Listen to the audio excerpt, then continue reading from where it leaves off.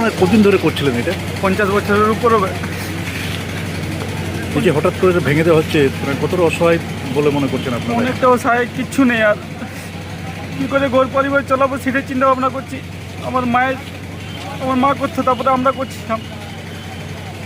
পরিবারকে কী করে নিয়ে চলবো সেটা চিন্তা করছি। আবার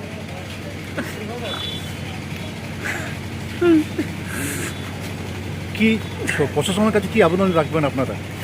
প্রশাসনের কাছে কী আবেদন করব, আবার আমাদেরকে কিছু পুনর্বাসন দেন, তাকে আমরা করে কর্মায় নিয়ে করে যেমন আপনি নিজের পরিবারকে চালাতে পারি। আমরা তো অসহায় হয়ে গেলাম, এরপরে না কাজ না কাম, কী করবো এরপরে? কিছু কাজও জানি না, তো কিছু কাজ করবো যে নিয়ে করে অন্য। মানে পুরো আপনার পরিবারটা এই দোকানের উপর নির্ভরশীল ছিল? পুরো পরিবারটা এই দোকানের উপরেই নির্ভর ছিল। কি নাম আপনার? আমার মোহাম্মদ মকবুল। এই যে দোকানটা আপনারা ভাঙা হলো, তো এটা কতটা সমস্যায় পড়বেন আর্থিকভাবে? দেখুন, সমস্যা তো আমাদের পুরোটাই, কেন এই একটা দোকান নিয়ে আমাদের পুরো ফ্যামিলি, আমাদের সংসারটা এটা চলতো।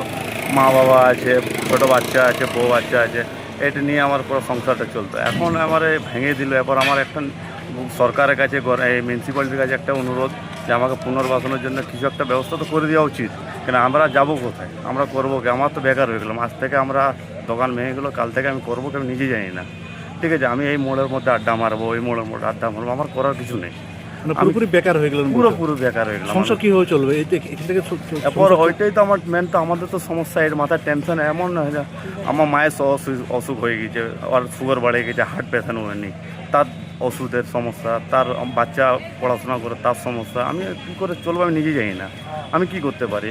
আমাদের কাছে সেকেন্ড অপশান পুরুলিয়ার বুকে তো কিচ্ছু নেই স্যার। মেন তো প্রবলেম যে কিছু একটা অল্টারনেট অপশান থাকতো, যে আমরা এই ছাড়াই অন্য একটা কোনো কাজ করতাম, সেটাও তো নেই। আমরা কি করতে পারি?